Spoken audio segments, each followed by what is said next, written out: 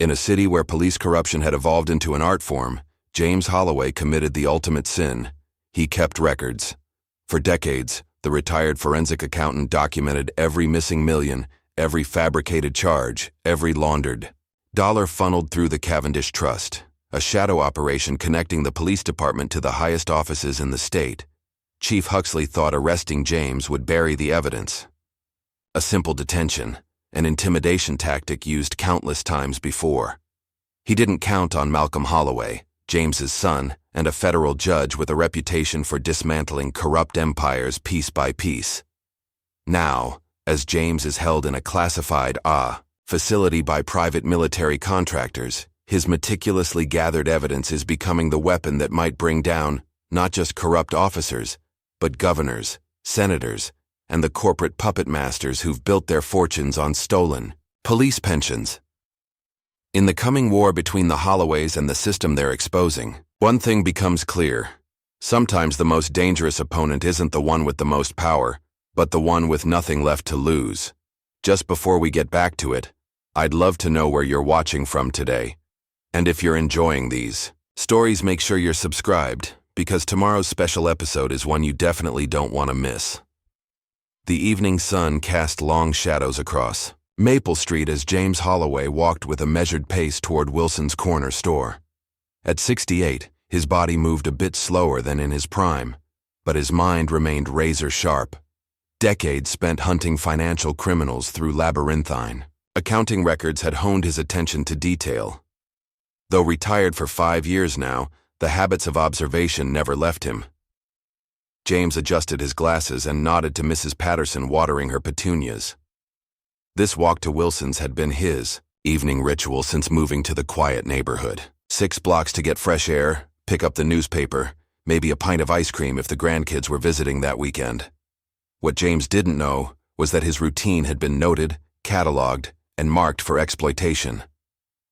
Inside the patrol car, parked across from Wilson's, Officer Derek Mitchell shifted uncomfortably in his seat. 3 months out of the academy, and already he felt the weight of expectations pressing down on him. "Target's approaching," said Officer Brian Carter, tapping the steering wheel.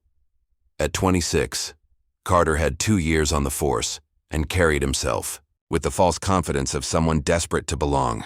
"Remember what Sergeant Willis said? This guy's a troublemaker, always sticking his nose where it doesn't belong." Mitchell frowned. "What exactly did he do?"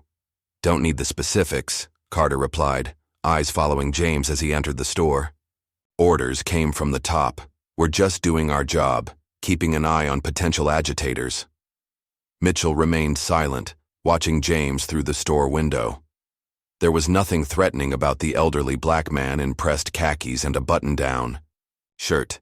Nothing that screamed troublemaker, but questioning orders wasn't how you survived your rookie year. Across the street, in an unmarked sedan with tinted windows, a man in an expensive suit observed the officers. He made a brief call. "Target has entered the location. Officers are in position." Inside Wilson's, James moved through the familiar aisles, nodding to Tom Wilson behind the counter. He noticed 2 black teenagers, maybe 16 or 17, being followed closely by the new clerk. A nervous young man James hadn't seen before. "Can I help you find something?" the clerk asked the teenagers, his voice carrying an edge of suspicion. "We're just looking," one of the teens replied, clearly uncomfortable. James watched as the clerk continued hovering, occasionally touching the phone in his pocket. The boys were simply browsing the snack aisle, yet the clerk's behavior suggested they were seconds away from armed robbery. The teenagers selected a few items and approached the counter. The clerk scrutinized each product as if checking for hidden weapons. "ID," the clerk demanded when they tried to purchase energy drinks. "We're just buying chips and soda," the taller teen explained. "Store policy, no ID, no service." James had seen enough. He approached the counter, newspaper tucked under his arm. "Tom Wilson never had that policy in the 15 years I've been coming here." The clerk startled. "Sir, this doesn't concern you." "I believe it does," James replied calmly. "Selective enforcement of non-existent policies is discrimination. That has consequences." "Are you threatening me?" The clerk's voice rose. No, James said. I'm educating you. I'll take my newspaper, and these young men will take their purchases. Then I'm going to have a conversation with Tom about his new hiring practices. The clerk's face flushed red. I'm calling the police. They're already outside, James noted, gesturing to the patrol car. Been watching the store for nearly an hour. The teenagers exchanged worried glances. James turned to them. Pay for your items. I'll wait with you. Outside, Mitchell and Carter observed the exchange through the window. Looks like we've got our agitator in action, Carter said, reaching for the door handle. Shouldn't we wait until something actually happens? Mitchell asked. Carter shot him a look. Something is happening. Let's go. As the officers entered, James was helping the teenagers collect their change. Is there a problem here? Carter asked, hand resting casually on his holster. No problem, James responded. These young men were making purchases. I was doing the same. Store clerk called in a disturbance, Carter said. Said you were threatening him. That's not what happened, one of the teenagers began, but Carter silenced him with a glare. ID, Carter demanded, looking at James. For what reason? James asked.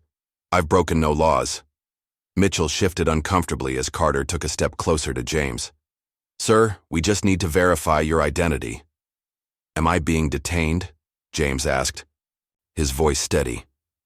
Because if not, I'll be on my way. Carter moved to block the exit. We've received reports of a disturbance. Standard procedure is to identify all parties involved.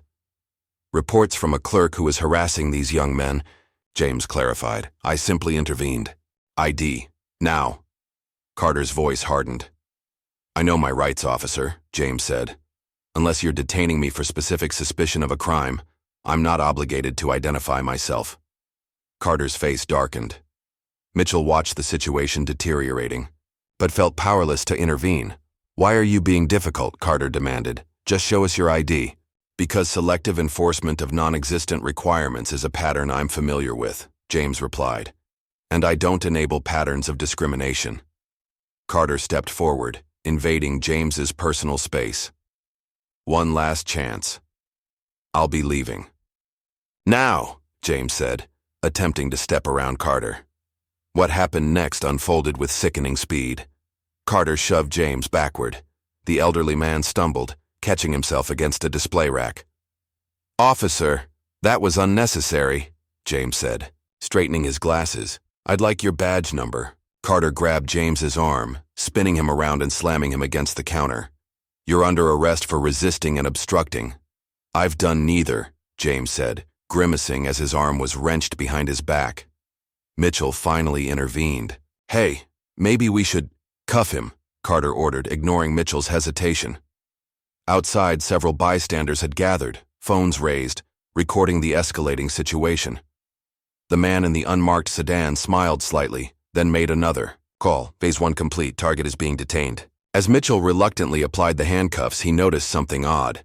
Carter was smiling, as if this outcome had been the goal all along. James was escorted roughly to the patrol car, dignity intact despite the circumstances.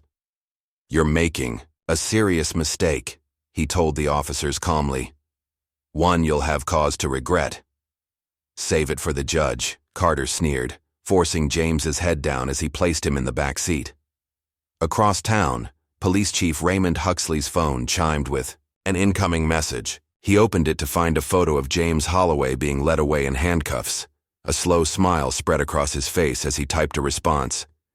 Keep him there. No calls, no processing until I arrive. Then he added, Holloway thinks he's so smart. Let's see how he handles a night in lockup. Huxley leaned back in his leather chair, staring at the city skyline. 15 years ago, James Holloway had nearly destroyed his career with a forensic audit that came dangerously close to exposing Huxley's network of kickbacks. Only carefully placed connections had saved him. Now, fate had delivered his old enemy directly into his hands. At the 33rd Precinct, known unofficially as the Dungeon for its reputation as the most corrupt station in the city, James sat handcuffed to a bench. He'd requested a phone call 3 times. Each time, the desk sergeant found a new reason to delay. Systems down, he claimed first. Booking officers on break came next. We'll get to you when we get to you, was the final answer. James observed everything with the methodical attention of a man who had spent decades following paper trails. Which officers avoided eye contact? Which ones seemed uncomfortable with the situation? The missing intake forms, the deliberate delays. Every detail, filed away for future reference. Near midnight, the precinct door opened. A man in an immaculately tailored suit entered, briefcase in hand. He approached the desk sergeant, speaking too quietly for James to hear. The sergeant nodded, then glanced toward James with an expression that might have been pity. The suited man turned, studying James with calculating eyes before disappearing into the back offices. 10 minutes later, James was moved to an interrogation room, still denied his phone call. As the door closed behind him, James Holloway sat straight-backed in the uncomfortable metal chair. Whatever game they were playing, he recognized the tactics: isolation, uncertainty, psychological pressure. The same techniques used to break financial criminals during his active years. James smiled slightly. They had no idea who they were dealing with, or more importantly, who his son was. Judge Malcolm Holloway's courtroom fell silent as he delivered his verdict. The defendant, a city councilman charged with embezzling public funds, seemed to shrink in his expensive suit as Malcolm's voice cut through the hushed chamber. The evidence presented leaves no room for doubt or leniency, Malcolm stated, his deep voice carrying to the farthest corners of the room. This court sentences you to 15 years without possibility of parole, the maximum allowed by law. The councilman's attorney jumped to his feet. Your Honor, my client is a public servant with decades of— Your client, Malcolm interrupted, systematically stole from programs meant to help the city's most vulnerable citizens. He will serve his sentence at Mitchell Federal Penitentiary, not one of those minimum security country clubs reserved for white-collar criminals. A murmur rippled through the gallery. Judge Malcolm Holloway's reputation for harsh sentences against corrupt officials was well earned. At 42, he had become the most feared judge in the district, known for his encyclopedic knowledge of the law and his complete immunity to political pressure. As Malcolm gathered his papers, his clerk approached, with a note. Your Honor, this was marked urgent. Malcolm unfolded the paper, his expression unchanging as he read its contents. Only those who knew him well would have noticed the slight tightening around his eyes. Court is adjourned, he announced, rising abruptly. We will reconvene tomorrow at 9. In his chambers, Malcolm closed the door and immediately dialed a number from memory. Eleanor, he said when the call connected. I need everything you can find on Officers Derek Mitchell and Brian Carter from the 33rd Precinct. Full personnel. Files, disciplinary records, financial statements, social media, everything. Eleanor Hayes, a powerhouse attorney with connections throughout the justice system, didn't waste time asking why. When do you need it? Yesterday, Malcolm replied. They've arrested my father. There was a momentary silence. James? On what? Charges? The note just said he's being held at the 33rd. No charges specified, no details provided. The dungeon, Eleanor said, her voice hardening. That's Huxley's precinct. Exactly, Malcolm replied. That's what concerns me.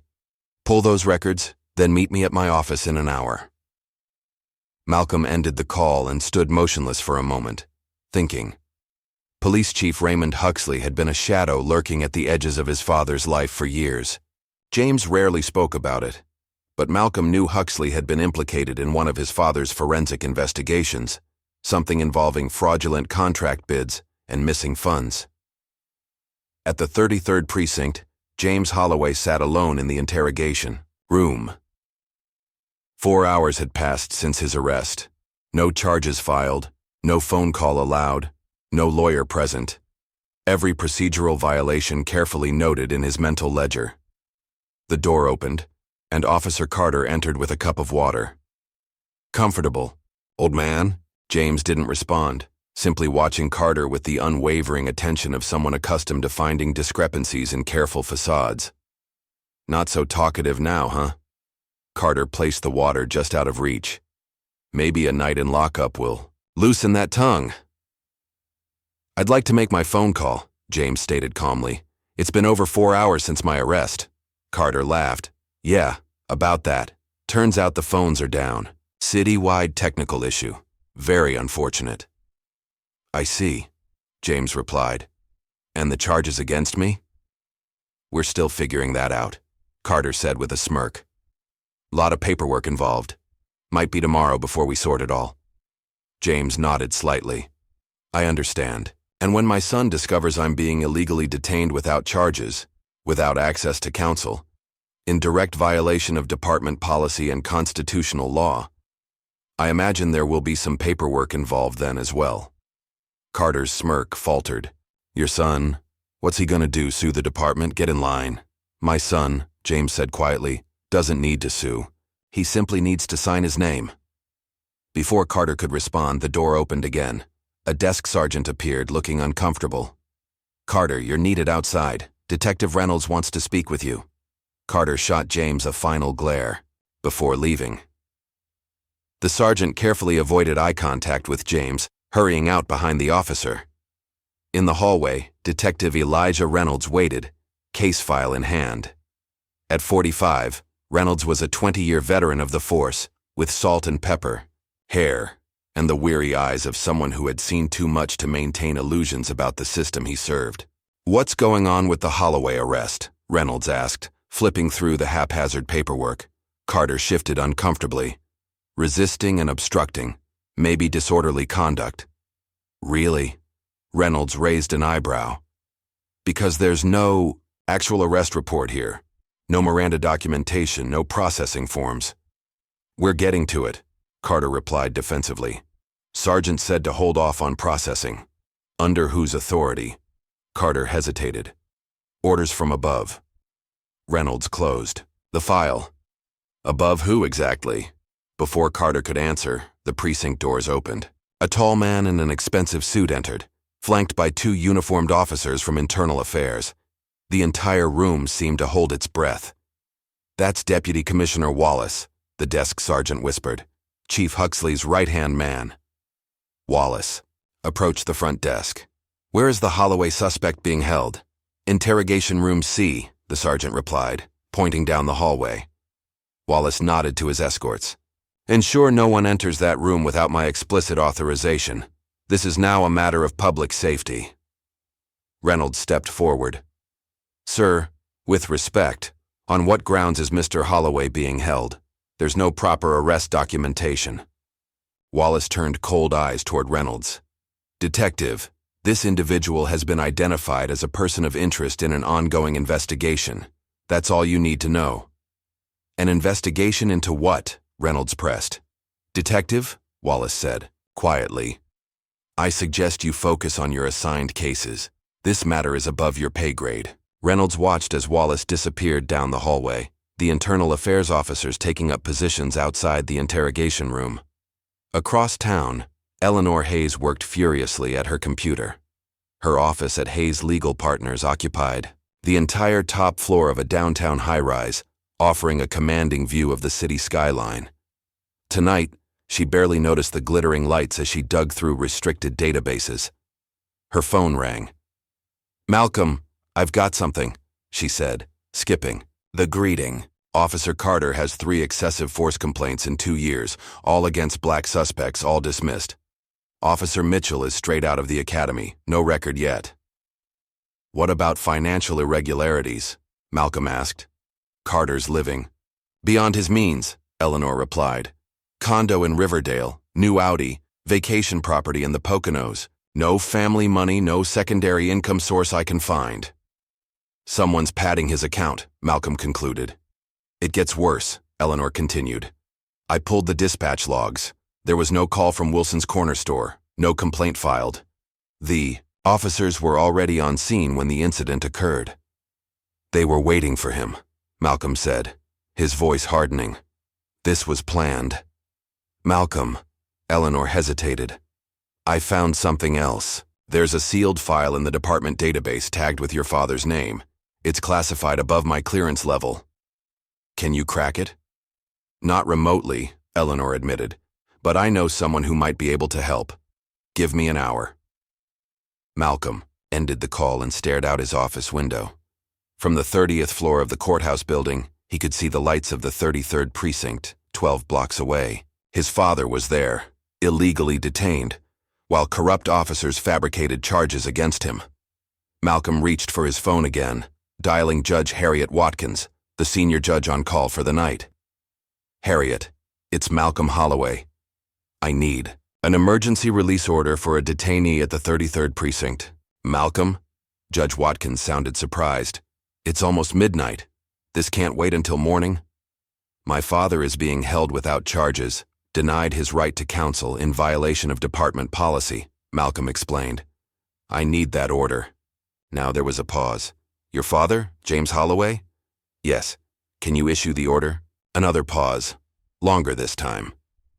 "I'll need to review the circumstances. The system shows he's being held in connection with an ongoing investigation." Malcolm frowned. "What investigation? What charges?" "It doesn't specify," Watkins admitted, "but it's flagged with high-level security clearance. I can't override that without proper authorization." "Harriet, you know me. You know my father. This is a clear violation of his rights." "I'm sorry, Malcolm," she said, sounding genuinely regretful. "My hands are tied on this one. The order came from above."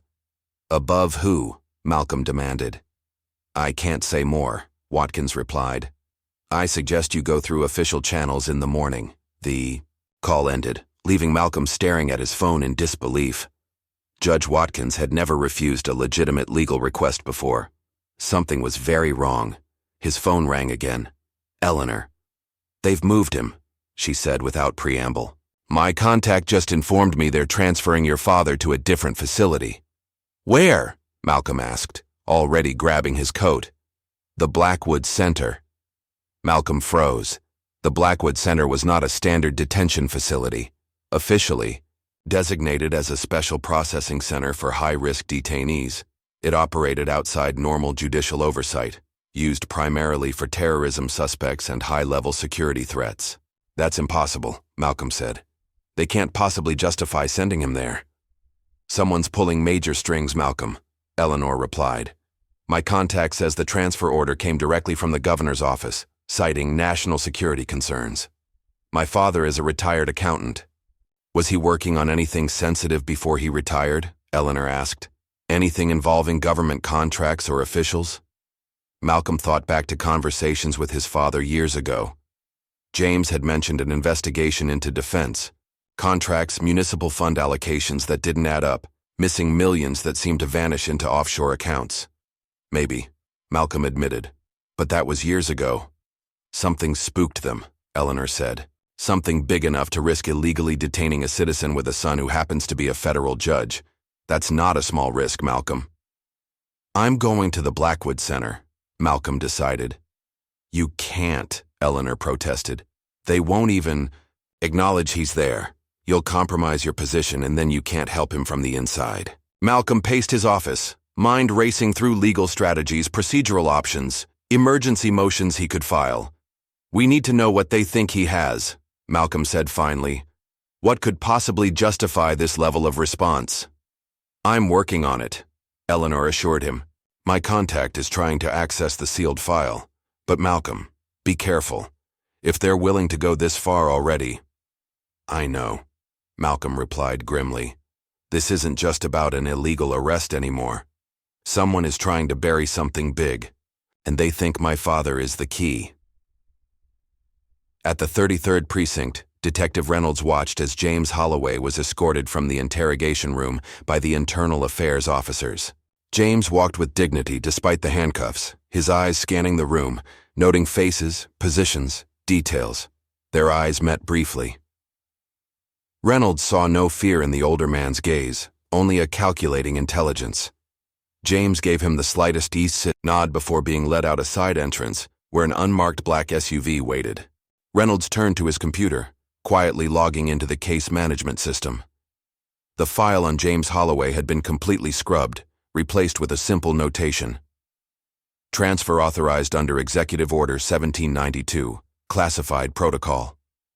Reynolds had never seen that protocol code before. He wrote it down, then cleared his search history. As he was preparing to leave, Officer Mitchell approached, looking troubled. "Detective," Mitchell said quietly. "About the Holloway arrest." "Not here," Reynolds murmured, gesturing toward the exit. Outside, in the precinct parking lot, Reynolds lit a cigarette. "What's on your mind, rookie?" Mitchell glanced around nervously. "Something's not right about what happened today. The way Carter pushed for that confrontation like he was expecting it. And now this high-level transfer? You asking questions, Officer Mitchell?" "I just want to know if we did the right thing," Mitchell said. "Mr. Holloway didn't seem like the troublemaker we were told to watch for." Reynolds studied the younger officer. "Sometimes in this job you find yourself caught between what's legal and what's ordered. Start asking yourself which side you want to be on."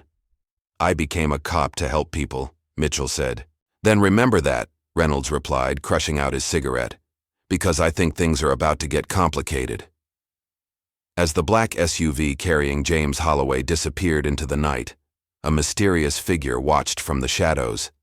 The same well-dressed man who had observed the initial arrest now spoke quietly into a secure phone. "Phase 2 complete. Target secured. Proceeding with containment protocol." He listened briefly, then responded, "Yes, the sun is already making moves. Exactly as predicted. The chess pieces were in motion, the board was set, and James Holloway, a seemingly ordinary retired accountant, had somehow become the central piece in a game with stakes higher than anyone yet realized." Malcolm Holloway stared at the rain pelting against his office window, the nighttime city lights blurring into watery smears. 24 hours had passed since his father's arrest, and the sense of powerlessness was eating him alive. Behind him, the door opened with a soft click. "You look terrible," Eleanor said, placing a coffee on his desk. Dark circles shadowed her eyes, her normally immaculate suit slightly rumpled from an all-night research session. "Any word from your FBI contact?" Malcolm asked, ignoring the coffee. Eleanor nodded, lowering her voice despite the privacy of Malcolm's chambers. "Thomas called. He says your father's name appeared in an ongoing federal corruption probe, something called Operation Blacklight. It's classified well above Thomas's clearance level." "That makes no sense," Malcolm said, raking fingers through his short-cropped hair. "My father's been retired for 5 years. What could he possibly have to do with an active federal investigation?" Eleanor perched on the edge of his desk. "Thomas couldn't access details, but he said the case involves historical financial crimes. Apparently, they've been building it for over a decade." Malcolm frowned. "Did he have any information about the Blackwood Center?" "Only that it's used for high-value detainees who possess sensitive national security information." Eleanor hesitated. "Malcolm, no one gets lawyer visits at Blackwood. It operates under counterterrorism protocols.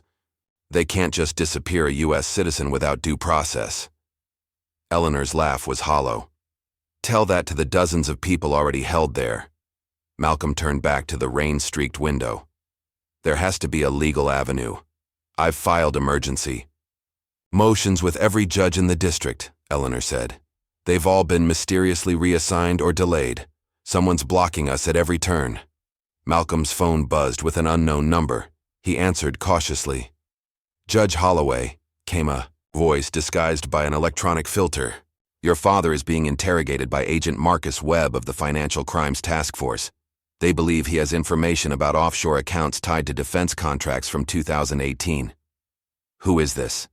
"Someone who believes in justice," the voice replied. "Meet me at Riverside Park East Entrance 1 hour." The line went dead. Malcolm looked at Eleanor. "I need to go." "That's obviously a trap," she warned. "Maybe," Malcolm conceded. "But right now it's all we have." At the Blackwood Center, a nondescript concrete building with no exterior signage, James Holloway sat across from a man in a charcoal suit. The windowless room held only a metal table and 2 chairs. A camera blinked in the upper corner. "Mr. Holloway," said the man, his voice precisely modulated. "I'm Agent Webb. Do you know why you're here?" James folded his hands calmly. "I know this detention is illegal. I know my constitutional rights are being violated. Beyond that, I assume this relates to something I uncovered during my professional career." Webb opened a thin file. Project. Cavendish, he said, watching James's face. Does that name mean anything to you? A flicker of recognition crossed James's features before he carefully controlled his expression. I investigated many projects over 40 years. Names blur together. This one wouldn't blur, Webb pressed. 20 years ago, you performed a forensic audit on defense contracts flowing through the state, specifically infrastructure security upgrades. I performed hundreds of audits. Webb leaned forward. Mr. Holloway, we know you kept records. Personal notes that never made it into official reports. We need those records. Even if such records existed, James replied evenly, I've been retired for 5 years. Ancient history. Not ancient to the people who stand to lose everything, if those records surface. Webb's tone hardened. People with enough influence to make you disappear into a hole so deep your federal judge son would never find you. James maintained his composed exterior, but his mind raced. The Cavendish Project. Of course he remembered. The missing millions, the irregular signatures, the offshore transfers, all pointing to a massive embezzlement scheme involving military supply contracts. He'd been ordered to drop the investigation, told it was a matter of national security. But he'd kept digging privately, kept his own records. I want to see my son, James said finally. Webb closed the file. Cooperate, and maybe that becomes possible. Continue stonewalling, and this conversation moves to less comfortable surroundings. Meanwhile, Malcolm sat on a park bench, collar turned up against the persistent drizzle. The park was nearly empty, the rain discouraging casual visitors. A slender woman with short silver hair approached, sitting beside him without making eye contact. Judge Holloway. You're not who I expected, Malcolm observed. Judith Winters, investigative reporter, Washington Post, she replied quietly. I've been tracking police corruption in major cities for 18 months. Your father's name came up in my research. How? 5 years ago, James Holloway was conducting an audit for the Defense Contract Audit Agency. He discovered discrepancies in police equipment procurement across 3 states. Millions in federal funds diverted to shell companies. She passed him a thumb drive. His final report was buried, but he kept personal records. Records that could expose a corruption network reaching to the governor's office. Malcolm pocketed the drive. Why are you helping us? Because I've lost 2 sources already, Judith replied grimly. One disappeared. One had an accident. Your father might be the only living person who can connect all the dots. If what you're saying is true, these people have incredible reach. How do I fight that? Judith stood to leave. You don't fight an octopus tentacle by tentacle, you aim for the head. As she walked away, she called over her shoulder, check the Cavendish Trust, that's where it all leads. Back at her office, Eleanor worked furiously, her fingers flying, across her keyboard. A quiet knock interrupted her concentration. Her assistant poked his head in. There's an Officer Mitchell here to see you, says it's about James Holloway. Eleanor tensed. Send him in. Officer Mitchell entered, nervously removing his cap. Ms. Hayes? I was one of the officers who arrested James Holloway. I think we were set up. Eleanor studied him carefully. Why come to me? Because something's happening at the precinct. Files disappearing, officers being reassigned. And this morning, Carter, my partner, didn't show up for roll call. His girlfriend reported him missing. Missing or hiding? Mitchell shook his head. His apartment was ransacked, and I received this. He held out his phone showing a text message. Stay quiet or you're next. Who sent it? Blocked number. Mitchell's hands trembled slightly. Detective Reynolds suggested I talk to you. Said, you might know what's really going on. Eleanor leaned back, weighing her options. Officer Mitchell, what I'm about to tell you could end your career. Or worse. Are you sure you want to be involved? I became a cop to uphold the law, Mitchell said, straightening his shoulders. Not to be part of whatever this is. At that moment, across town, Detective Reynolds sat in his car, reviewing old case files. His phone rang. An unknown number. Detective Reynolds, came a gravelly voice. Walk away from the Holloway case. This is bigger than you. Who is this? Someone who doesn't want to see another good cop become collateral damage. The old man stumbled onto something he shouldn't have. Leave it alone. The call ended. Reynolds stared at his phone, then at the case files spread on the passenger seat. Something caught his eye, a financial report from 5 years ago with James Holloway's signature. The same report referenced military-grade equipment purchased by the department that had never appeared in their inventory. Reynolds reached for the file, but headlights suddenly flooded his rearview mirror. A black SUV had pulled up behind him, engine idling. Reynolds slowly reached for his service weapon, but before he could react, the SUV reversed and disappeared down the street. A warning. Meanwhile, James sat alone in his cell, mentally reviewing the details of the Cavendish investigation. There had been a ledger, a physical record he'd kept separate from the official investigation. He'd documented every irregular transaction, every falsified signature, every shell company. Names, dates, account numbers, all meticulously recorded. He'd hidden it years ago, sensing the danger even then. Hidden it where only someone who knew him intimately would think to look. Hidden it in plain sight in his old office, behind the framed photo of young Malcolm at his law school graduation. James closed his eyes, hoping his son would make the connection before it was too late. In Malcolm's apartment, Eleanor examined the thumb drive from Judith Winters. This contains partial financial records from something called the Cavendish Trust. It's an offshore account in the Cayman Islands that received over $50 million from police equipment contracts. Who controls it? Malcolm asked. That's the problem. It's buried under layers of shell companies. But look at this authorization signature. She pointed to a scanned document. It matches samples from Governor Wilson's office. Malcolm studied the screen. That's not enough to build a case. No, but this might help. Eleanor pulled out her phone, showing an email from her contact. Remember that sealed file I mentioned? My source finally cracked it. It contains a single memo ordering all investigations into the Cavendish Trust closed by executive privilege, signed by Chief Huxley and countersigned by a Department of Defense official. Malcolm paced the room. So we have a corruption scandal tying the police department to the governor's office and potentially the DOD. But why move against my father now, after all these years? Maybe they're tying up loose ends, Eleanor suggested.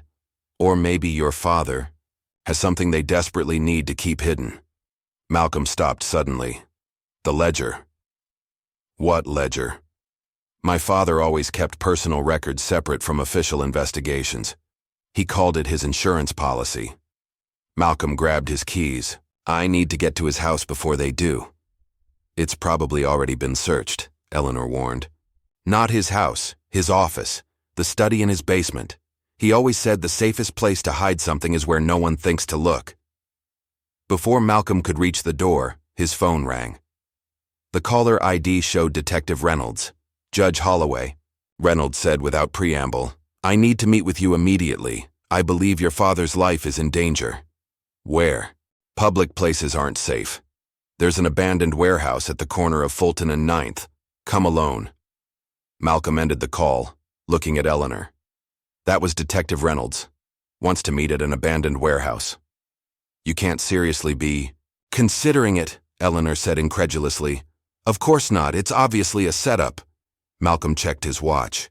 But it tells us they're getting desperate. We need to move fast. What's the play? You go to my father's house, find the ledger. I'll create a diversion. Make them think I'm following Reynolds' bait. Eleanor nodded, grabbing her coat. Be careful, Malcolm. These people have already shown they don't play by the rules. As they prepared to leave, Officer Mitchell's phone buzzed with a message. His face went pale as he read it. What is it? Eleanor asked. Mitchell held up the phone. The screen showed a photo of Carter's body, slumped in what appeared to be a car trunk. Below it, 3 words. Accidents happen daily. They killed him, Mitchell whispered. They actually killed him. The game had just turned deadly. The headline, splashed across the morning news sites, Judge exposes illegal detention scheme.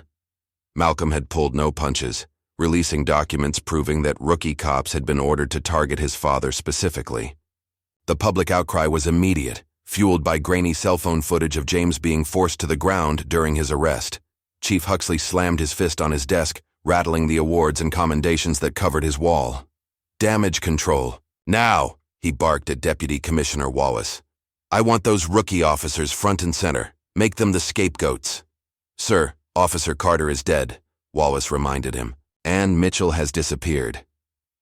Then find Mitchell. Huxley's face was purple with rage. And get me something on the old man. Anything we can use to justify the detention.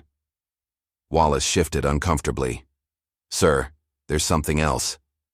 Detective, Reynolds has been sharing internal department emails with a reporter from the Post. Emails specifically about illegal databases we've been maintaining on private citizens. Huxley went very still. Which reporter? Judith Winters. Huxley picked up his phone. Get me Senator Coleman, we have a problem. Across town, Eleanor entered James Holloway's modest suburban home, using the spare key Malcolm had provided. The place had already been searched. Drawers left open, furniture moved, even air vents unscrewed from the walls. But the intruders had missed the hidden office entrance behind the bookcase in the basement. Eleanor activated the mechanism Malcolm had described, revealing a small, immaculate office. Unlike the chaos upstairs, this room remained untouched. James had designed it years ago, a secure space where he could work without fear of surveillance or intrusion. She moved directly to the wall of family photos, focusing on the image Malcolm had described himself at his law school graduation, standing proudly beside his father. Eleanor carefully removed the frame from the wall, revealing a small wall safe. Using the combination Malcolm had provided, his mother's birthday, Eleanor opened the safe. Inside was a leather-bound ledger, its pages filled with James's meticulous handwriting. She took a photo of each page, sending them directly to Malcolm's secure server before replacing the ledger exactly as she'd found it. As she carefully reset the bookcase entrance, Eleanor heard a noise upstairs, the front door opening. Someone else had arrived. Malcolm sat in his parked car half a block from the abandoned warehouse, watching as unmarked vehicles surrounded the building. His diversion was working. They believed he'd taken Reynolds' bait. In reality, Detective Reynolds himself had called Malcolm from a burner phone 10 minutes after their initial conversation. Judge Holloway, someone used my phone to contact you, he'd warned. I think they're planning an ambush. Now Malcolm observed from a safe distance as men in tactical gear positioned themselves around the warehouse. His phone vibrated with an incoming message from Eleanor. Got it. Pages secured. Company arrived. Staying hidden. Malcolm started his car, pulling away slowly to avoid attention. The ledger pages were the evidence they needed, but they still had to get his father out of Blackwood. For that, they needed leverage. His phone rang again. Judith Winters. Judge Holloway, I need to meet now. One of my sources was just killed. Who? Officer Brian Carter. His body was found in the trunk of his car with a staged suicide note claiming responsibility for mistakes made during the Holloway arrest. Malcolm processed this information quickly. They're tying up loose ends. Exactly, Judith confirmed. And I'm probably next on their list. I have something they don't want published. A whistleblower statement from inside the department. Officer Mitchell? No, someone higher up. Deputy. Commissioner Wallace. He's agreed to testify that Chief Huxley ordered James Holloway's detention directly, calling it a matter of national security. Why would Wallace turn? Because Carter wasn't supposed to die. Things are spiraling and Wallace wants protection before he ends up as the next scapegoat. Malcolm checked his rearview mirror, making sure he wasn't being followed. Where are you now? Somewhere safe. I'll send coordinates for a meeting point. The line went dead. At police headquarters, a public affairs officer addressed a room full of reporters. The department is investigating allegations of procedural irregularities in the arrest of James Holloway. Officer Brian Carter, one of the arresting officers, has tragically taken his own life, leaving a note expressing remorse for his actions. Reporters shouted questions, but the officer raised his hands. I can confirm that Mr. Holloway is not in police custody. According to our records, he was released the same evening as his arrest. From the back of the room, a reporter called out, Then where is he? His family has filed a missing persons report. The department has no further information on Mr. Holloway's whereabouts. The press conference devolved into chaos as reporters demanded answers. Chief Huxley watched from a side room, his jaw clenched. "They're not buying it," Wallace observed. "It doesn't matter," Huxley replied. "By the time this plays out, the old man will be discredited or dead." Wallace stared at his superior. Dead? That wasn't part of the plan. Huxley turned cold eyes toward him. "Plans change. The governor can't afford what's in that ledger to go public. None of us can." Meanwhile, Officer Mitchell sat in Eleanor's office, reviewing the ledger pages she'd sent. "This is unbelievable," he said, scrolling through the documented evidence. Chief Huxley and Governor Wilson diverted millions from federal security grants into private accounts. "Not just diverted," Eleanor corrected. "According to these records, they created an illegal surveillance program using the equipment purchased with those funds, monitoring private citizens, political opponents, journalists." Mitchell shook his head. "And they're willing to kill to keep this quiet." Eleanor's phone chimed with a secure message from Malcolm. "Whistleblower secured, preparing to move." "We need to get these records to the FBI," Mitchell said. Eleanor hesitated. "Malcolm's FBI contact warned us that this corruption might extend to certain federal offices. We need to be selective about who we trust." Mitchell's face hardened. "Then we take it public. All of it. That makes us targets." "I'm already a target," Mitchell replied grimly. "At least this way, it wasn't for nothing." At a secluded lakeside cabin 30 miles outside the city, Malcolm met with Judith Winters and Deputy Commissioner Wallace. The older man's normally confident demeanor had crumbled, his hands shaking as he lit a cigarette. "I never signed up for murder," Wallace insisted. "The surveillance program, the financial irregularities, that was business, politics. But killing a police officer? That crosses a line." "A line you were comfortable approaching until now," Malcolm observed coldly. Wallace flinched. "I've prepared a full statement. Names, dates, operations, everything I know about the Cavendish Trust and the surveillance program." "What about my father? Where is he being held in Blackwood?" "Section C, Isolation Wing," Wallace replied. "But you'll never get to him. That facility is guarded better than most military bases." "I don't need to get to him," Malcolm said. "I need the right leverage to force his release." Wallace laughed bitterly. "You think evidence of corruption will do that? This goes beyond corruption, Judge Holloway. The surveillance program wasn't just targeting criminals or terrorists. They were monitoring federal judges, prosecutors, intelligence, officials, building blackmail files on anyone who could threaten their operation." Malcolm's phone buzzed with an incoming call. "Eleanor." "Malcolm, we have a problem," she said, her voice tight with stress. "Someone broke into my office. The ledger photos are gone and Mitchell is missing." Malcolm's blood ran cold. "When?" "Within the last hour. My assistant is in the hospital. Concussion." "What about your backup server?" "Wiped clean." These weren't amateurs. Malcolm ended the call, turning to Judith and Wallace. "They've taken Officer Mitchell and all our evidence." Judith pulled out her laptop. "Not all of it. I still have the whistleblower video I recorded with Wallace. And I have the ledger photos," Malcolm added. "I created a secure email scheduled to send the images to every major news outlet in an hour if I don't cancel it." Wallace paled. "If those go public, we're all dead." "That's the point," Malcolm replied. "Insurance." His phone rang again. Unknown number. "Judge Holloway," came a distorted voice. "We have Officer Mitchell. Exchange his life for the ledger evidence and your father's location. I want proof Mitchell's alive." A moment later, his phone chimed with a video message. Mitchell sat bloody but conscious, a gun visible at the edge of the frame. "The exchange happens at midnight," the voice continued. "Come alone to the Harbor Point warehouse. Bring all copies of the ledger." The call ended. Malcolm looked at Wallace. "They just made a critical mistake."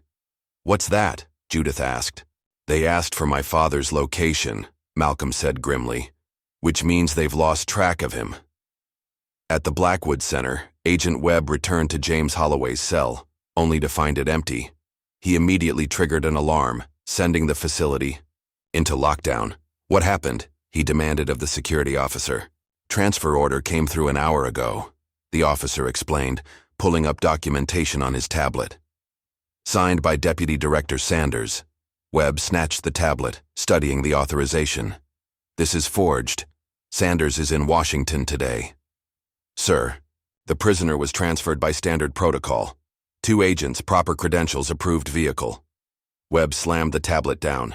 "Find out where they took him now." Back at the cabin, Malcolm prepared for the midnight meeting.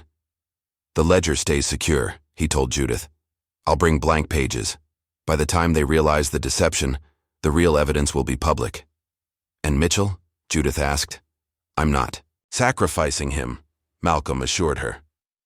"But we need to be smart about this. They've clearly lost control of the situation if they don't know where my father is."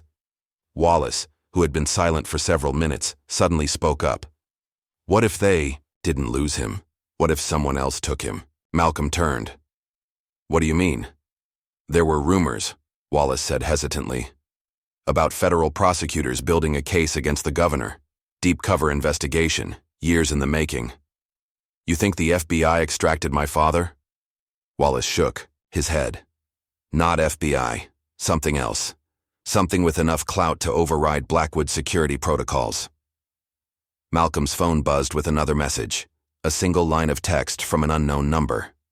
"Harbor Storage Unit 228, combination 11-1763.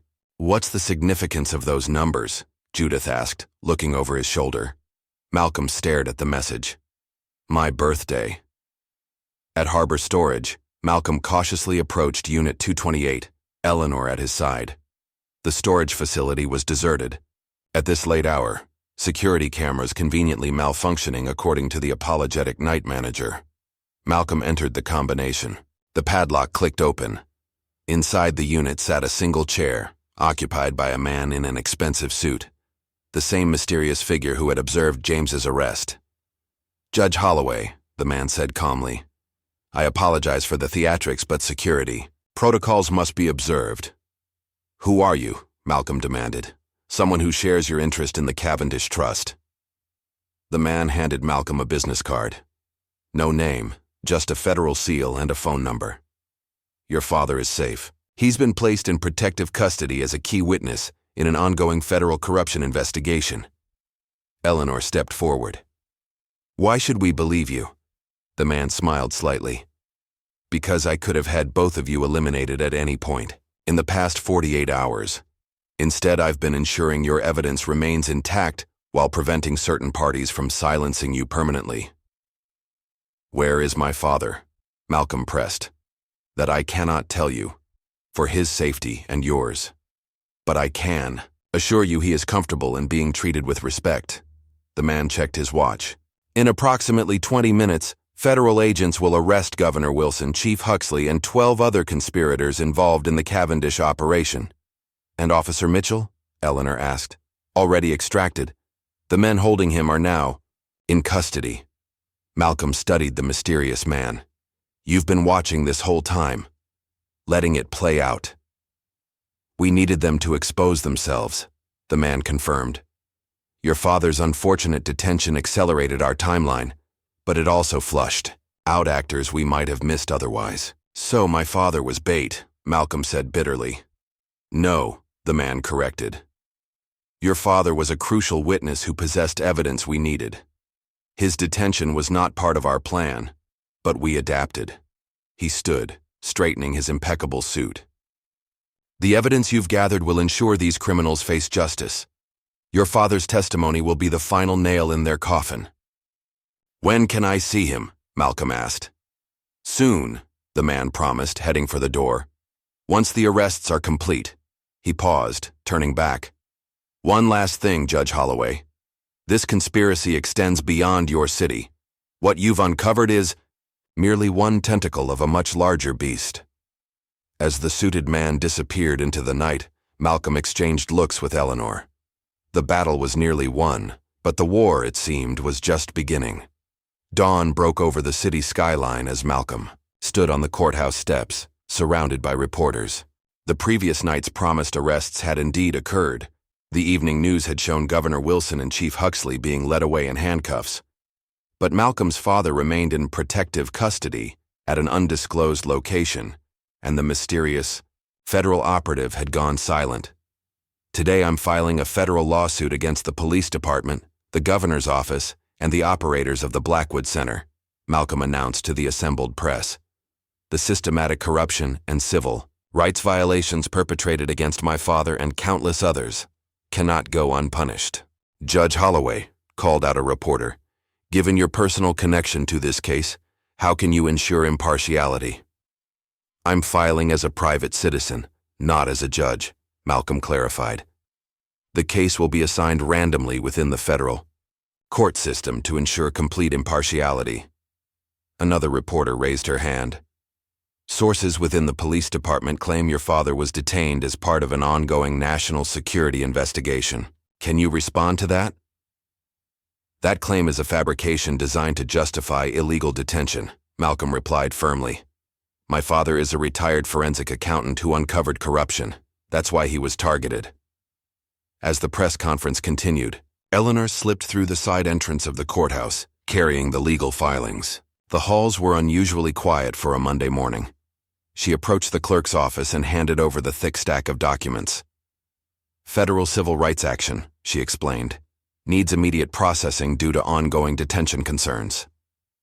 The clerk, a veteran court employee named Margaret whom Eleanor had known for years, glanced at the papers, then around the empty office. She lowered her voice. Ms. Hayes, you should know. Judge Keaton has been reassigned. All urgent civil matters are being redirected to Judge Pembroke's docket. Eleanor felt a chill. Judge Walter Pembroke was notorious for dismissing civil rights cases against law enforcement.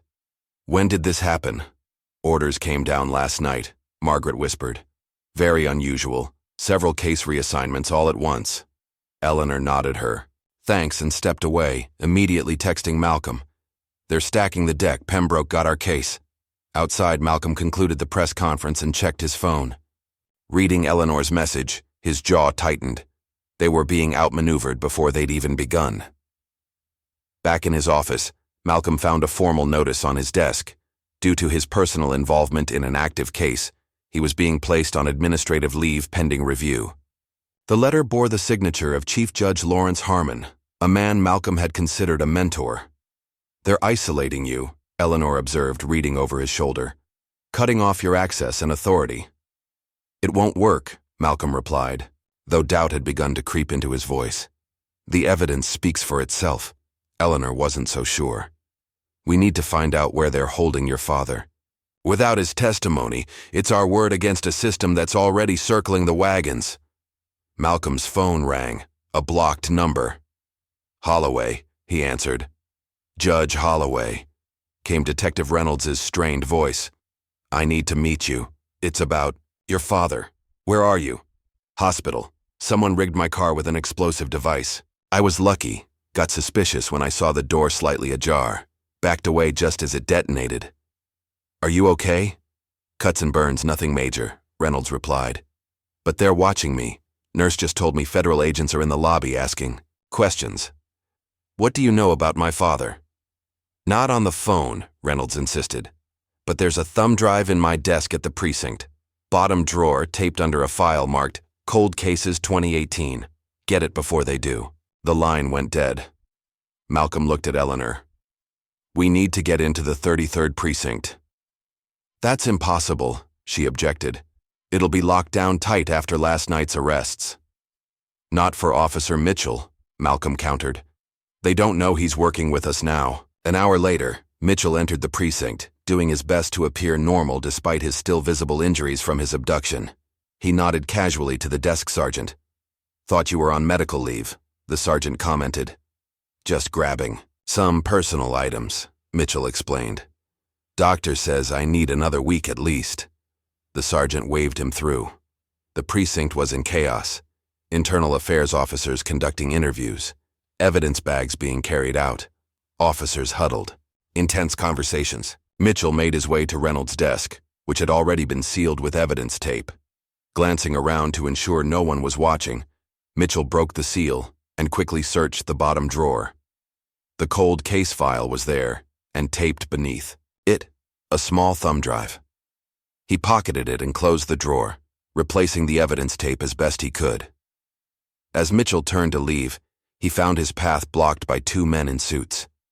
"Officer Mitchell," said the taller one, flashing a federal ID, "we'd like to ask you a few questions about Detective Reynolds." Mitchell's heart hammered in his chest. "Of course, but I'm due at my doctor's appointment. Can we schedule for later today?" The agents exchanged looks. "This won't take long," said the second agent, gesturing toward an interrogation room. As Mitchell followed them, he discreetly dropped the thumb drive into a trash can beside a water cooler. 20 minutes later, Officer Lisa Taylor, another Eleanor had cultivated within the department, retrieved the drive during her coffee break and walked casually out of the building. Back at Eleanor's office, Malcolm inserted the thumb drive into a secure laptop. It contained a single video file, security footage from the Blackwood Center showing James being transferred not to federal agents, but to men in plain clothes driving an unmarked van with diplomatic plates. "That's not a federal vehicle," Eleanor noted. "Those are diplomatic tags." "Foreign intelligence?" Malcolm wondered aloud. "Or private military contractors," Eleanor suggested grimly. "Either way, your father isn't in protective federal custody like we were told." Malcolm's phone buzzed. An email notification. The subject line, "Emergency Hearing, Holloway v. City of Eastland et al. Pembroke has scheduled the hearing for tomorrow morning," Malcolm said, disbelief evident in his voice. "That's unprecedented speed." "It's not speed, it's sabotage," Eleanor replied. "They're rushing to dismiss before we can gather more evidence." The following morning, Malcolm and Eleanor entered Judge Pembroke's courtroom. The judge, a corpulent man with thinning gray hair and cold eyes, barely looked up as they took their places at the plaintiff's table. "Your Honor," Eleanor began, "we request a continuance to properly prepare—" "Denied," Pembroke interrupted. "The government has filed a motion to dismiss on grounds of national security. Let's proceed with that matter first." A new face had appeared at the defense table, Assistant U.S. Attorney Caroline Winters, representing the federal government's interests. "Your Honor," Winters addressed the court, "the government moves to dismiss this case under the state secrets privilege. Mr. Holloway's detention involves classified matters that cannot be litigated in open court without risking serious damage to national security." "That's absurd," Malcolm interjected. "My father is a retired accountant, not a spy." Pembroke glared over his reading glasses. "You'll have your turn, Mr. Holloway." "Your Honor," Winters continued smoothly, "I've submitted a classified declaration for in-camera review explaining the government's position. I'm not at liberty to discuss its contents in open court." Malcolm watched in growing horror as Pembroke nodded, reviewing the sealed documents with exaggerated care. "Ms. Hayes," Pembroke finally said, "I've reviewed the government's submission. The national security concerns are legitimate and substantive. This case is dismissed." "Your Honor," Eleanor protested, rising to her feet, "we haven't even been allowed to present evidence of the civil rights violations." "My ruling is final," Pembroke cut her off. "This matter is closed." As they left the courtroom, a courier approached Malcolm, handing him an envelope. Inside was a single sheet of paper with the governor's office letterhead, containing sworn testimony from a confidential informant claiming James Holloway had been involved in financial crimes for years. "They're framing him," Malcolm said, crumpling the paper, "creating a false narrative." Outside the courthouse, reporters swarmed around them. One thrust a microphone toward Malcolm. "Judge Holloway, how do you respond to allegations that your father was involved in embezzling police pension funds?" Malcolm froze. "What allegations?" Another reporter jumped in. "The governor's office just released a statement claiming James Holloway was an unregistered intelligence asset who exploited his position to siphon funds offshore." "That's a complete fabrication," Malcolm replied, struggling to maintain his composure. A third reporter raised her phone. "They've released banking records showing transfers to accounts allegedly controlled by your father." Malcolm felt the ground shifting beneath him. The counter-narrative was already spreading, painting his father as the criminal. That evening, Malcolm sat in Eleanor's office as she paced furiously. "They've fabricated evidence," she fumed. "Those bank records are forgeries." "But effective ones," Malcolm noted grimly. "Half the city already believes my father is guilty." Eleanor's assistant entered with a stack of files. "This just came from our FBI contact." Malcolm flipped through the documents. Sealed court orders authorizing surveillance on James Holloway dating back 3 years, all based on credible evidence of financial crimes. They've been building this frame up for years, he realized, waiting for the right moment. "The question is why," Eleanor said. "Why go to these lengths to discredit your father?" Malcolm looked up. "Because of what he knows, what he documented in that ledger." Their conversation was interrupted by a call from Officer Mitchell. "Judge Holloway," he said urgently, "a witness just came forward claiming to have information about your father's detention, then recanted an hour later. Threatened. His exact words before going silent. They said they'd kill my family if I... After hanging up, Malcolm received another call. The mysterious suited man from the storage unit. "Judge Holloway," the man said without preamble, "you're being watched. Your offices are compromised. Trust no one within the system." "Who are you really?" Malcolm demanded. "Someone who wants the same thing you do. Justice. But there are forces at work here beyond your comprehension. Forces with tentacles throughout the judiciary, law enforcement, even my own organization." "Why should I believe anything you say?" Malcolm asked bitterly. "You claimed my father was in protective custody. That was a lie." A pause.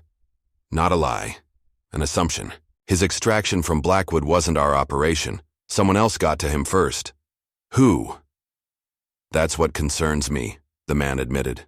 "The diplomatic plates suggest involvement from certain foreign interests who've been tracking the Cavendish operation for their own purposes." "What purposes?" "Judge Holloway," the man said gravely.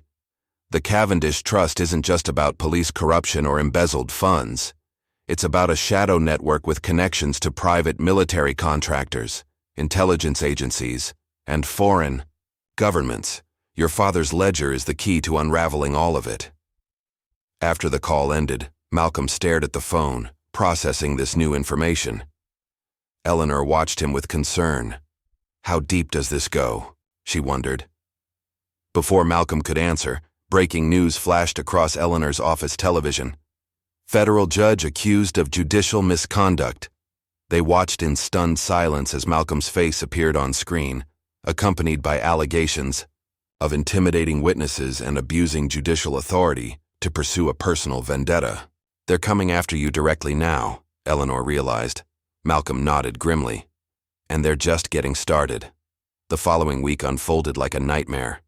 Malcolm's reputation, meticulously built over decades, crumbled under a coordinated assault. News outlets that had initially supported him now questioned his motives and ethics. Judicial review panels convened emergency sessions to examine his pattern of misconduct.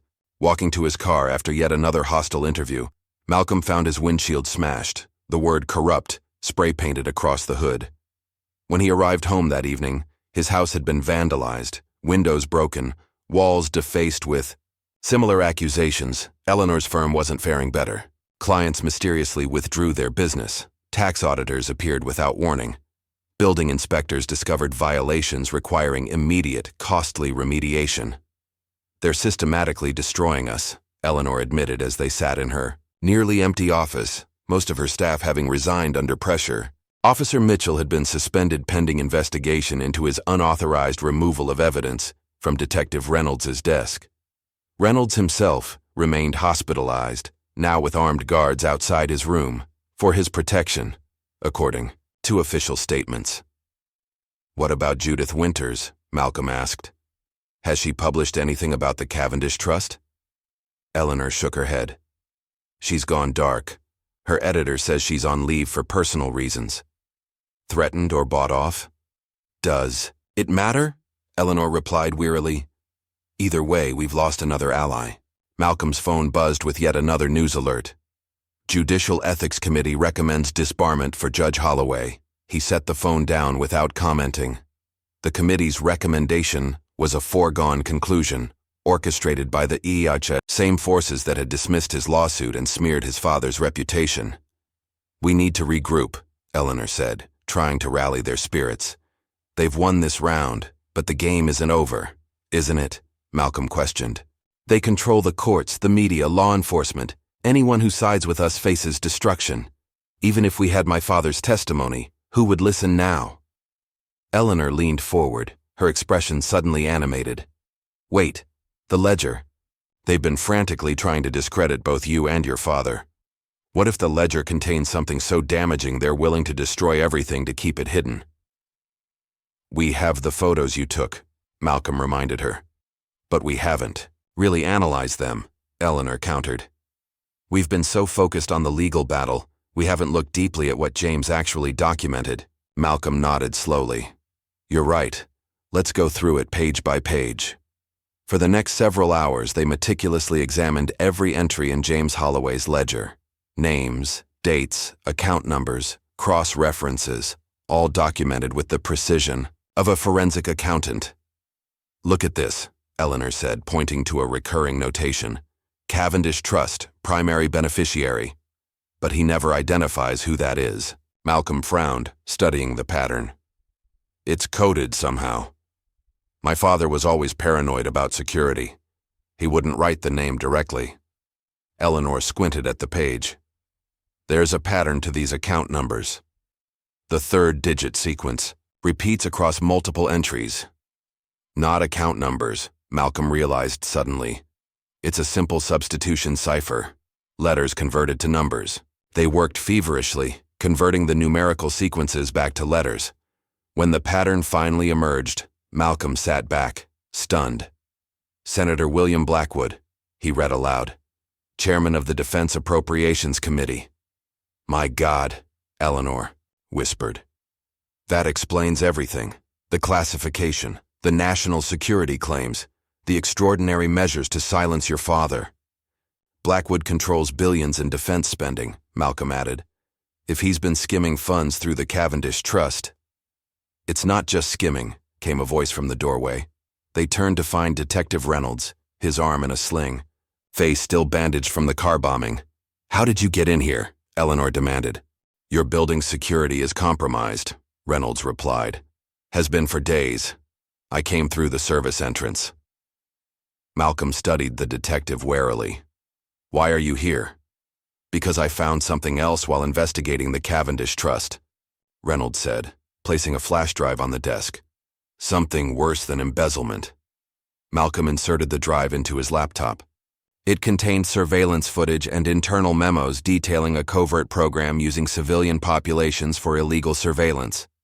The program, codenamed Neighborhood Watch, employed modified police equipment to turn ordinary devices, phones, smart speakers, even appliances, into listening devices.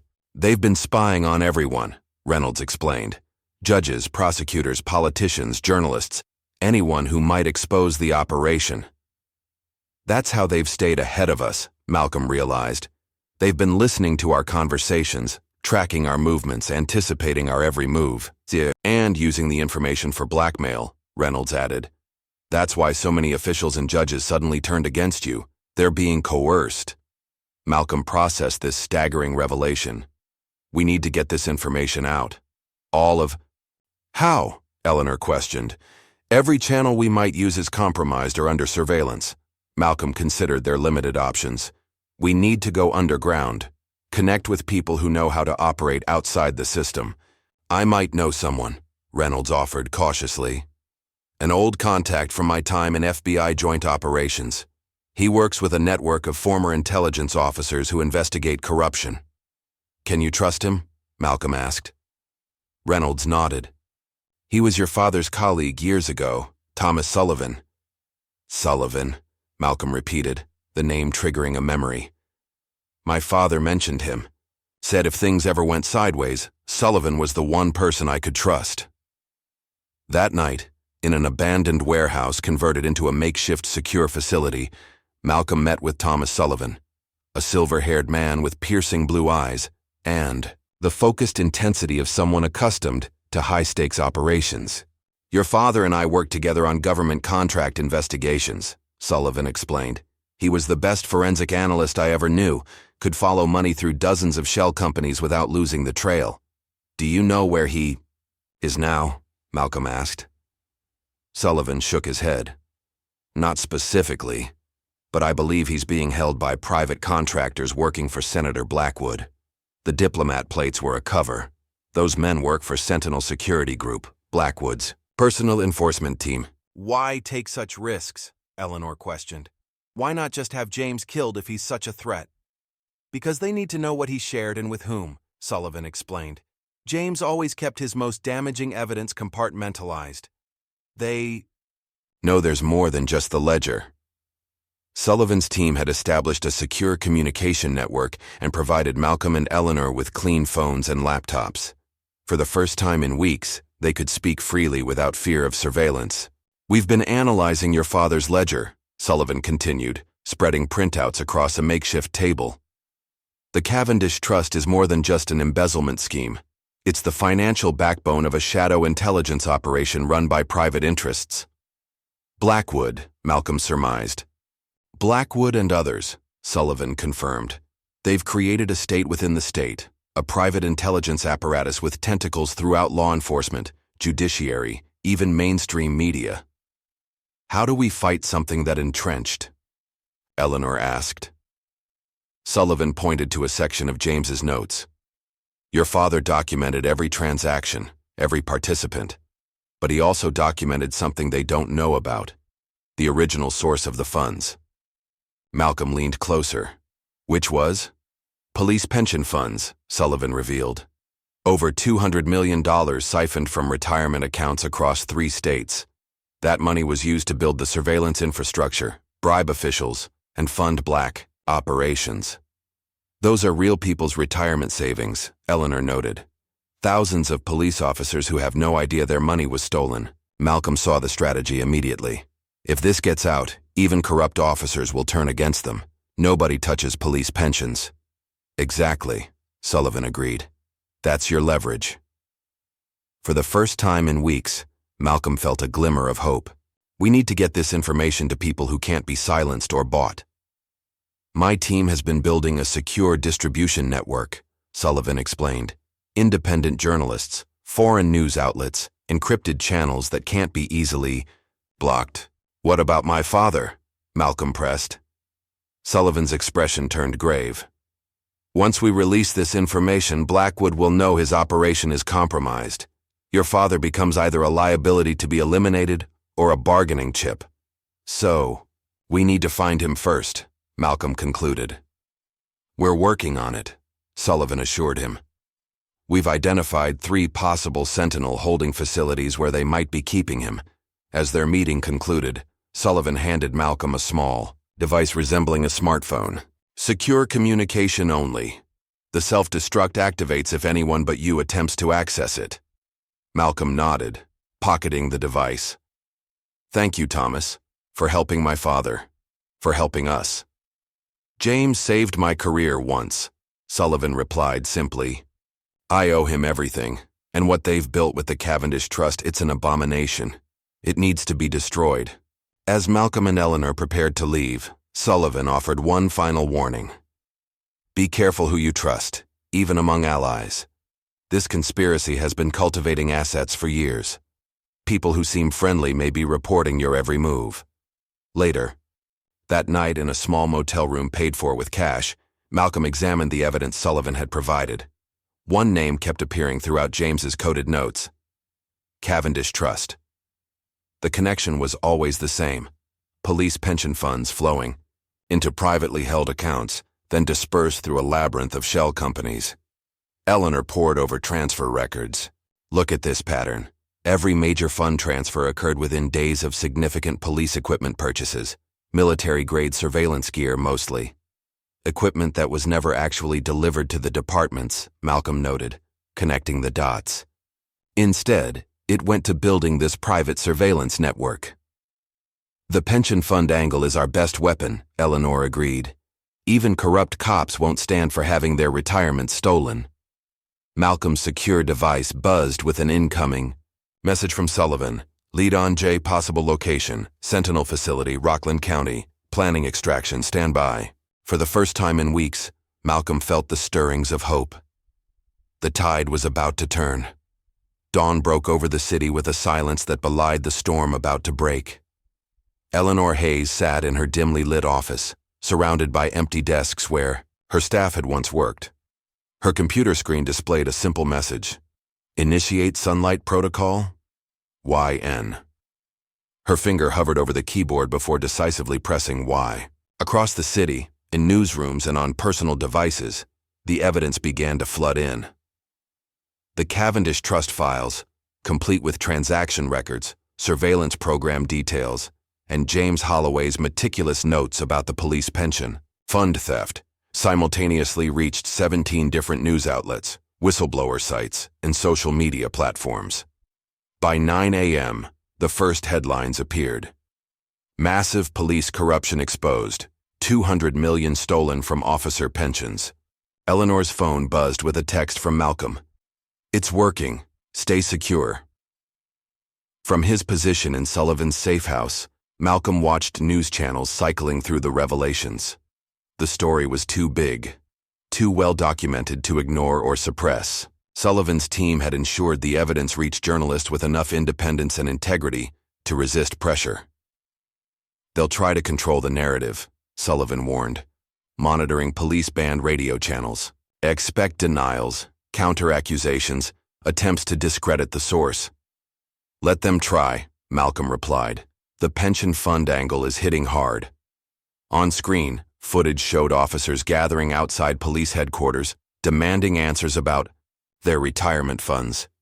These weren't protesters or activists. These were police officers themselves, furious at the betrayal by their leadership.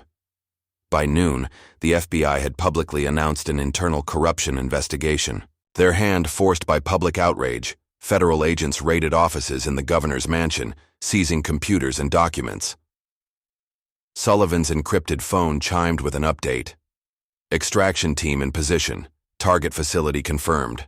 James Holloway is inside the Sentinel compound. When do they move? Malcolm asked tensely. Tonight, Sullivan replied.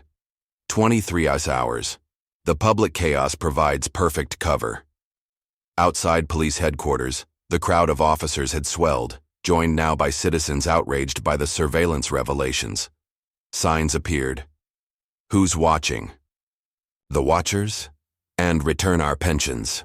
Chief Huxley, who had posted bail following his earlier arrest, emerged from the building surrounded by protective detail. This is fabricated evidence, he shouted to reporters. A coordinated smear campaign. The crowd responded with jeers and catcalls. An object flew through the air, a water bottle that narrowly missed Huxley's head.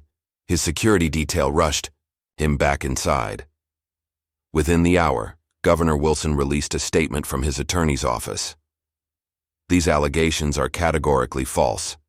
Governor Wilson has served this state with distinction and will be fully vindicated when all facts come to light. But the facts were already in the light. Cold, hard financial records showing the systematic looting of pension funds, the creation of shell companies, the purchase of surveillance equipment never delivered to departments. Eleanor, monitoring the unfolding situation from her office, received an urgent call from Officer Mitchell. It's chaos at the precinct, he reported. Officers are turning on leadership, demanding answers about their pensions. The internal affairs floor is completely locked down. What about Detective Reynolds? Eleanor asked. Released from the hospital. An hour ago. He's gone public with his evidence about the surveillance program. He's being interviewed live on Channel 8 right now. Eleanor switched channels to see Reynolds, still bandaged but resolute, describing how officers were ordered to install unauthorized monitoring devices in homes and businesses throughout the city. This wasn't about fighting crime, Reynolds explained to the stunned interviewer. This was about power and control. They were building files on judges, journalists, political opponents, anyone who might threaten their operation. By mid-afternoon, protests had spread to the courthouse, City Hall, and the Blackwood Center. The National Guard was placed on standby. As tensions escalated, Malcolm received another update from Sullivan. FBI raiding Senator Blackwood's offices in Washington. Sentinel security mobilizing all assets in your area. They're panicking, Malcolm observed. Cornered animals are the most dangerous, Sullivan warned. Blackwood still has loyal enforcers who will do anything to protect him. On television, breaking news interrupted regular programming. Amateur video showed police in riot gear confronting protesters outside the governor's mansion. The situation quickly deteriorated as officers fired tear gas into the crowd. This isn't crowd control, Sullivan observed grimly. This is Huxley's loyal units trying to create enough chaos to justify a crackdown. Malcolm nodded. He's trying to drown our evidence in a bigger story. It won't work, Eleanor assured them via secure video call. The pension angle has turned most of the department against him. I'm getting reports that officers in multiple precincts are refusing orders to engage with protesters. As evening approached, Malcolm prepared for his most audacious move yet. A live television interview. Despite Sullivan's security concerns, Malcolm insisted on going public. It's our best protection, he argued. If something happens to me now, it only confirms everything we've revealed. At 8 p.m., Malcolm appeared on National News Network, facing veteran anchor Catherine Palmer. His once pristine reputation might be in tatters, but his bearing remained that of a federal judge. Dignified, authoritative, unshaken. Judge Holloway, Palmer began. These allegations against Senator Blackwood, Governor Wilson, and Chief Huxley are extraordinary. What evidence can you offer beyond the documents already circulating? The evidence speaks for itself, Malcolm replied calmly. Financial records don't lie. My father documented every transaction, every shell company, every pension fund withdrawal. But what the public needs to understand is that this isn't just about stolen money. It's about the systematic corruption of our institutions, police, courts, media, all compromised to protect a shadow operation run by people who consider themselves above the law. The governor's office claims these documents are sophisticated forgeries, Palmer challenged. Malcolm smiled thinly. Then they should welcome a full independent investigation. The FBI seems convinced enough to raid the governor's office and Senator Blackwood's headquarters. What about your father? The governor's spokesperson suggested James Holloway is actually hiding offshore with embezzled funds. My father was illegally detained and is currently being held against his will by Sentinel Security, a private military contractor controlled by Senator Blackwood. They abducted him to silence him, but they failed to secure his evidence. Palmer's eyes widened at Malcolm's directness. That's an accusation of kidnapping against a sitting U.S. senator. It's a statement of fact, Malcolm countered, and I have video evidence of my father being transferred to Sentinel operatives from the Blackwood Center. As the interview continued, Malcolm methodically laid out the entire conspiracy: the pension theft, the surveillance program, the intimidation of witnesses, the manipulation of the courts. This is not just corruption, he concluded. This is an attempt to create a private power structure operating above and outside our democratic institutions, a shadow government answerable to no one. By the time the interview ended, social media was exploding with reactions. Malcolm's calm, detailed presentation had resonated with viewers tired of political spin and denial. Sullivan met him outside the studio. Bold move. The extraction team is in final position. They move on the Sentinel facility in 90 minutes. Any word from inside? Our source confirms your father is alive, being held in the central building. Blackwood's people are scrambling, trying to decide whether to move him or eliminate the problem entirely. Malcolm checked his secure phone, a message from Eleanor. Governor Wilson just fled his residence. State police refused to provide escort. He's on his own. The pieces were falling into place, with public opinion solidly against them and their own security forces abandoning them. The conspiracy was collapsing from within. At 10:30 p.m., as Sullivan and Malcolm monitored the impending extraction operation, breaking news flashed across all channels. An audio recording had surfaced of Governor Wilson directly ordering the cover-up of James Holloway's illegal detention. I don't care what it takes, Wilson's voice declared clearly. Holloway needs to disappear. Permanently. He knows too much about Cavendish. The recording, apparently made during a secure call between Wilson and Chief Huxley, had been leaked by someone inside the governor's inner circle. Rats fleeing the sinking ship. Sullivan's phone lit up with an urgent message. Extraction team compromised. Heavy resistance at Sentinel facility. Backup required. Malcolm stared at the message, blood running cold. What does that mean? It means they were expecting us, Sullivan replied grimly, already gathering equipment. Someone leaked the operation. I'm going with you, Malcolm insisted.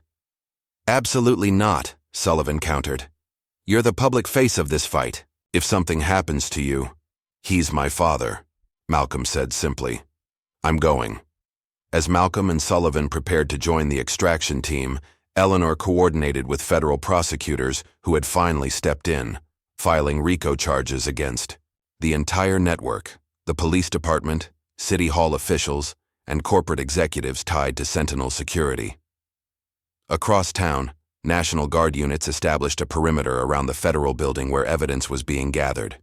The city teetered on the edge of chaos, but with a crucial difference: the public now understood who the real criminals were. Rain lashed down as Sullivan's tactical team approached the Sentinel security compound, set on 50 acres of private land and surrounded by an electrified fence. The facility resembled a military installation more than a corporate headquarters.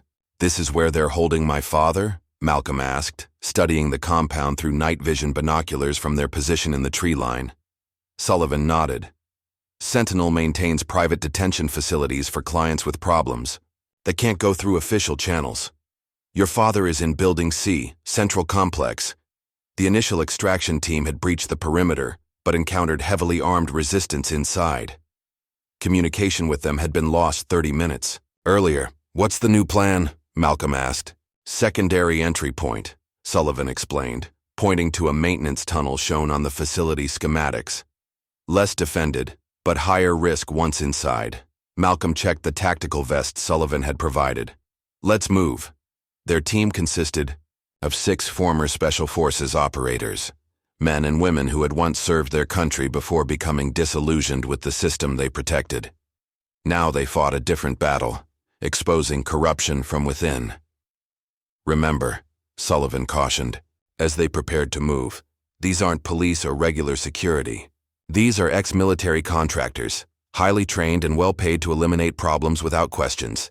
They moved through the rain-soaked grounds, bypassing security sensors using equipment that would have been illegal for civilians to possess. Malcolm followed closely, acutely aware that he was the least prepared person on this rescue mission. At the maintenance tunnel entrance, Sullivan's tech specialist disabled the alarm system. We have 7 minutes before their security protocols. Force a system reset. The tunnel stretched ahead, dimly lit by emergency lighting. They moved quickly, encountering no resistance until they reached the central building's sub-level. Something's wrong, Sullivan whispered. Security's too light. Maybe the main team drew their forces, Malcolm suggested. Sullivan shook his head. They knew we were coming. They should have this place locked down tight. They emerged into a corridor lined with holding cells. Most stood empty, but in the third cell, a figure sat motionless on a metal cot. Dad! Malcolm rushed forward, security protocols forgotten. James Holloway looked up, his expression shifting from resignation to shock. Malcolm, what are you doing here?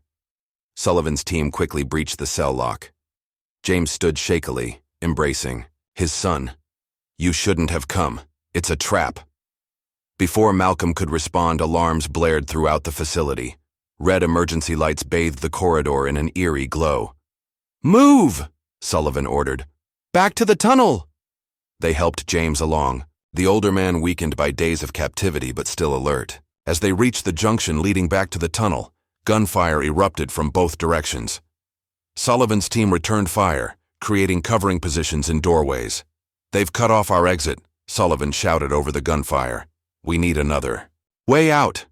Malcolm supported his father as they retreated into a side room, some kind of security monitoring station.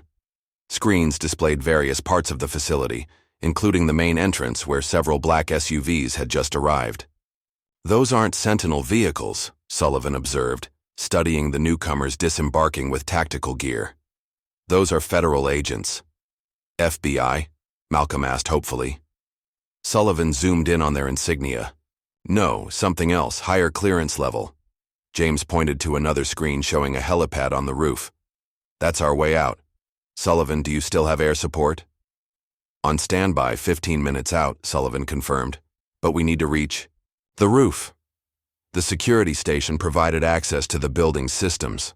Sullivan's tech specialist quickly located the emergency stairwell routes. East stairwell is our best option. Less coverage from security cameras. They moved carefully through the corridors, avoiding direct confrontation where possible. James, despite his weakened condition, kept pace, his mind clearly focused on escape. "Did you secure the ledger?" he asked Malcolm as they climbed the stairs. "We have it all," Malcolm assured him. "The Cavendish Trust, the pension theft, the surveillance program. Everything's public now." James nodded with satisfaction.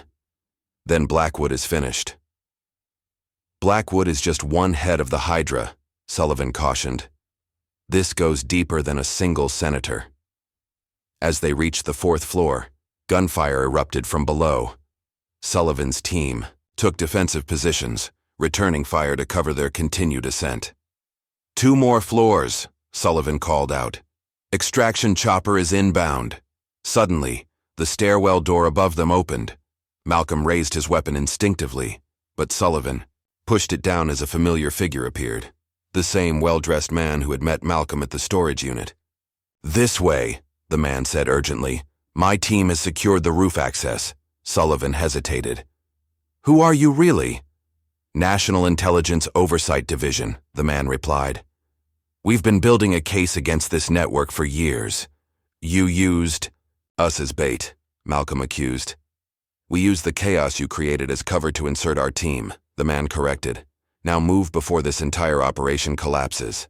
They followed him through a maze of corridors, the sounds of gunfire echoing throughout the building. Multiple forces were clearly engaged in combat below: Sentinel security, federal agents, possibly local law enforcement. The building is being seized by 3 different agencies, each with their own agenda, the suited man explained as they hurried toward the roof. "Welcome to interagency cooperation." As they burst onto the rooftop, rain lashing down around them, a helicopter approached. Through the storm clouds, searchlight scanning for the extraction point. "There's our ride," Sullivan shouted over the roar of the approaching aircraft. The roof access door crashed open behind them. Armed men in tactical gear poured out, weapons raised. Their leader stepped forward, a tall man with silver hair and cold eyes. "Senator Blackwood," James Holloway said, his voice carrying despite the helicopter noise. "Still doing your own dirty work?" "James," Blackwood acknowledged with a tight smile. "You've been a persistent problem for too long." "It's over, Senator," Malcolm declared. "The evidence is public. The FBI is raiding your offices. Your operation is finished." Blackwood laughed, the sound chilling even against the storm. "You think this was my operation? I'm just the public face. The infrastructure you exposed is the mere tip of the iceberg." "He's stalling," Sullivan warned as the helicopter drew closer to the landing pad. "You exposed one network in one city," Blackwood continued. "But we control police departments across the country. The true power isn't in the pension funds or even the surveillance program. It's in what we've built with those resources. A private intelligence apparatus that answers to corporate interests, not elected officials." "You're a United States Senator," Malcolm said incredulously. "Why betray everything you swore to protect?" "Because the system is broken," Blackwood replied simply. "Corporations run this country anyway. We just made it official, removed the middlemen." He raised his weapon. "Unfortunately, none of you will live to share that revelation." Before he could fire, the suited man stepped forward, his own weapon drawn. "Senator Blackwood, you're under arrest for treason, conspiracy, kidnapping, and about 15 other federal charges. You don't have the authority," Blackwood sneered. "Actually, I do," the man replied, revealing a badge. "Special Prosecutor Jackson Harlow, Department of Justice. We've had you under surveillance for 18 months. The helicopter touched down. on the pad as federal agents poured onto the roof from other access points. Blackwood's men, realizing they were outnumbered, lowered their weapons. Blackwood himself stood defiant. "This changes nothing. The network remains intact. I'm just one node in a system too big to dismantle." "We'll take our chances," Harlow replied, nodding to his agents to take Blackwood into custody. "And we have James Holloway's complete records, not just about Cavendish, but about every operation you've been involved with for the past 20 years. As Blackwood was led away, Malcolm turned to his father. "Is he right? Is this bigger than just Blackwood and his operation?" James nodded grimly. The Cavendish Trust was created by a consortium of defense contractors, private equity firms, and foreign interests. They've been building influence networks in major cities across the country. Blackwood was their political protection, but the money behind it comes from corporate boardrooms. Sullivan helped James toward the waiting helicopter. "That's a fight for another day. Right now we need to get you to safety." As they lifted off into the stormy night, Malcolm watched the chaos unfolding below. Federal agents leading sentinel, operatives away in handcuffs, evidence being seized. The private army that had seemed so invincible now collapsing under the weight of its exposed crimes. In the helicopter, Harlow handed Malcolm a satellite phone. "There's someone who wants to speak with you," Malcolm answered cautiously. "This is Judge Holloway." "Judge Holloway," came a woman's voice, authoritative and direct. "This is Attorney General Rebecca Mitchell. I want to personally thank you for your persistence in this matter. The corruption network you exposed represents one of the most significant threats to national security we've uncovered in decades." "Thank you, Madam Attorney General," Malcolm replied, watching his father's relieved expression. "But we couldn't have done this without help from within the system. Yes, Prosecutor Harlow has kept me briefed on his undercover operation. We had to maintain strict compartmentalization. Even I didn't know all the details until recently." "What happens now?" Malcolm asked. "The arrests are ongoing.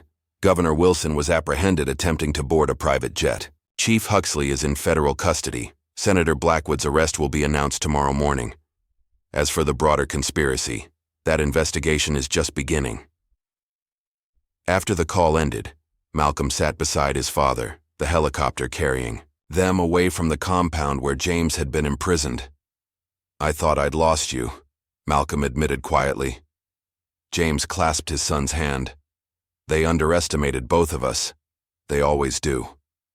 Sullivan approached, holding a secure tablet. "You should see this." The screen showed live news coverage, crowds gathering outside police headquarters, the courthouse, city hall. But they weren't angry mobs. They were citizens holding candles, demanding justice and accountability. "The city is waking up," Sullivan observed. People understand what was happening now. As dawn broke over the horizon, casting golden light through the helicopter's windows, a call came through from Eleanor. "Malcolm, they're falling like dominoes. The FBI just arrested 6 judges for taking bribes from the Cavendish network. The police union has voted to clean house completely, and the pension funds. We might actually recover most of that money." "It's really over," Malcolm said, glancing at his father. James shook his head slowly. "No, it's just beginning. Blackwood was right about one thing. What we exposed is just one branch of a much larger system. The real power behind this operates in boardrooms, not government offices." "Then we keep fighting," Malcolm declared, his resolve hardening. "We exposed one network. We can expose them all." As the helicopter banked toward the rising sun, Harlow received a message on his secure phone. His expression darkened as he read. "Problem?" Sullivan asked. "Maybe," Harlow admitted. "One of our intelligence assets just flagged unusual activity. Someone's accessing classified systems, purging records connected to Cavendish operations in other cities. The corporate backers covering their tracks," James suggested. Harlow nodded grimly. "This victory is significant, but the war is far from over."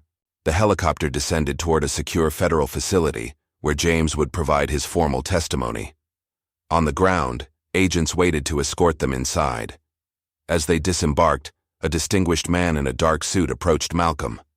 "Judge Holloway, a word in private?" Malcolm glanced at Sullivan, who nodded subtly.